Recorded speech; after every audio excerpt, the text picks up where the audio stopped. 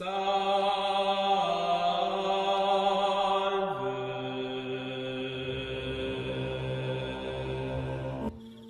malakas din ang sulad kapag gabi, kung kaya't labis itong maaasahan ng ermitanyo sa kahit na anong pakipaglaban. Nang marating niya ang baryo, doon na niya piniling mag-ikot sa paligid. Ang tanging mga mutya lamang ang dala niya ng mga oras na yon ay ang mutya ng bundok na bigay ng sulad na kanyang kaibigan. Matindi ang naibigay nitong sa bulag, kaya hindi problema para sa ermitanyo na tumakas sa oras ng kagipitan. Meron din itong lakas na mutya na kanyang masasandigan sa kahit na anong uri ng pisikal na pakipaglaban. Nang marating na nito ang baryo, doon bumungad sa kanya ang mga aswang na nagsisiliparan sa kalangitan. Nang masilayan siya nito, agaran din itong lumapag sa lupa sa hindi kalayuan sa kanyang kinaroroonan. Matapos ang mga pangyayaring yon, biglang nakasilay ang ermitanyong yon ng isang aswang na papalapit sa kanya.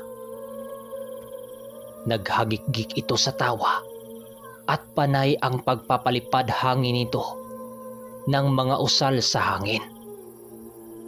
Bago pa man makalapit ang nilalang na yon sa ermitanyo, agad din namang lumitaw ang sulad upang subukang sindakin ang mga ito. Nang masilayan nila ang sulad, laking gulat na lamang nila nang makita nila itong nasa pandigmang estado. Nagliliyab sa apoy ang buong katawan nito at halos paikumpara mo na ang sulad sa araw dahil sa silaw. Hindi ka rin pala basta-bastang ermitanyo, ano? Isipin mo nga naman, sa dinarami-rami ng iyong pwedeng makasangga ay ang kagalang-galang panghari ng mga diwata. Wika ng aswang. Kasabay ng pagwika nito ay ang pagbigay galang ng aswang na yon sa sulad na sa likuran ng ermitanyo. Lahat ng mga kasama nito ay nagbibigay galang sa sulad. Gawa ng yun ang kanilang nakalimutang paniniwala. Ayon kasi kay Manong Duming, lahat ng mga nilalang noon ng mga panahong yun ay kailangang magbigay galang sa tuwing masisilayan sila ng mga diwatang may dugong bughaw.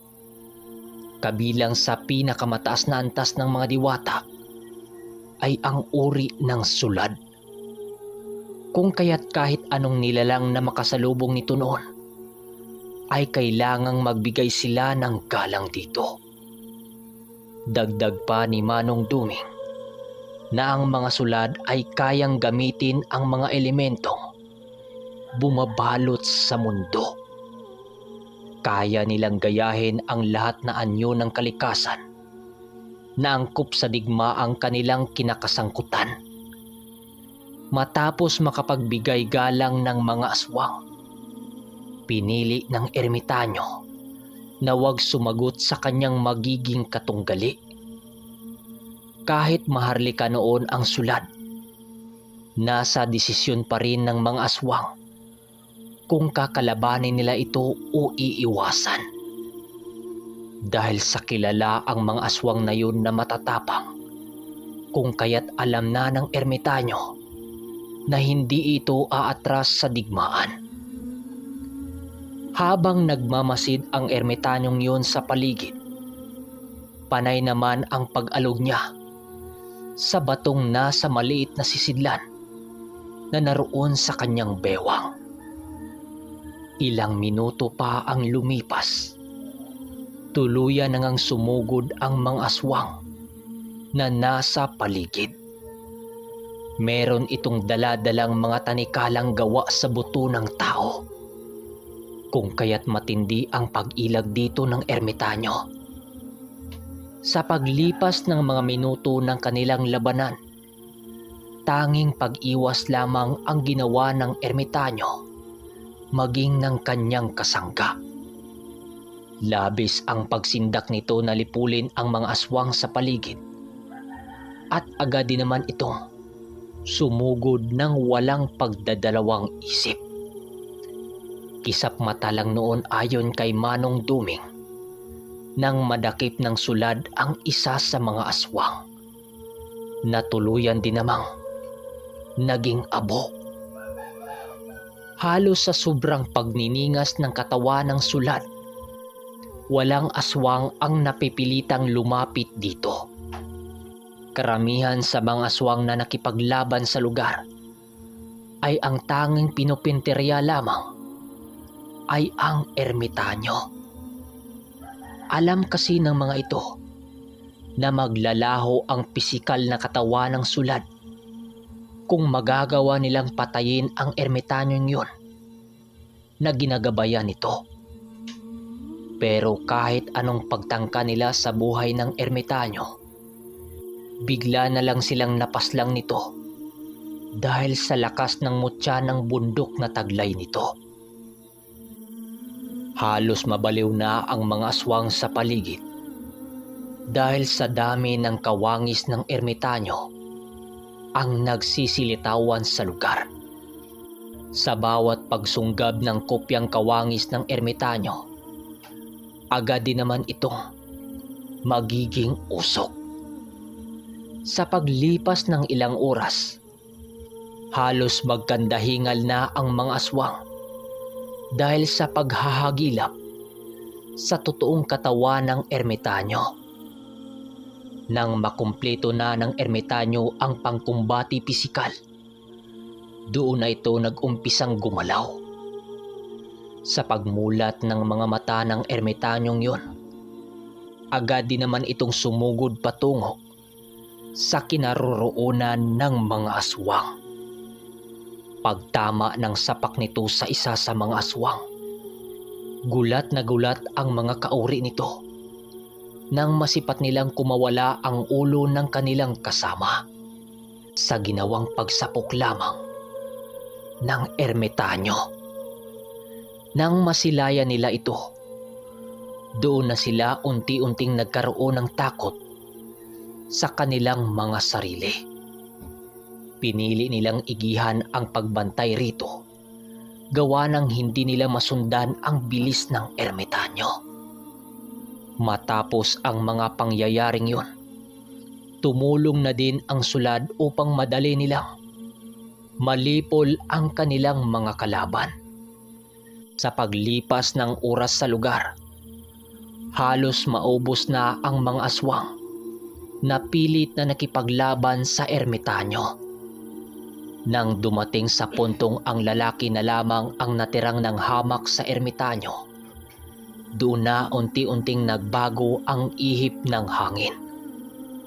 Habang umiiyak ang lalaking aswang, dahan-dahan namang naglalakad ang ermitanyo papalapit dito. Nang makalapit na ito, nagwika ang ermitanyo ng, "Magdasal ka na lang habang meron ka pang panahon. Tawagin mo na ang lahat na demonyong inaasahan mong magligtas sa iyo." Wika nito. "Parang awa mo na. Buhayin mo ko. Pakiusap. Hindi ko sinasadyang hamakin ang isang tulad mo. Nung una pa tayong magkita." Mangiyak-ngiyak namang sagot ng aswang. Kasabay ng pagwika nito ay ang dahan-dahan nitong pagpapalit ng anyo upang ipakita ang kanyang pagsuko sa ermitanyo. Doon rin ito mag-umpisang humagulgol ng kanyang pag-iyak upang ipadama sa ermitanyo ang labis-labis niyang pagsisisi.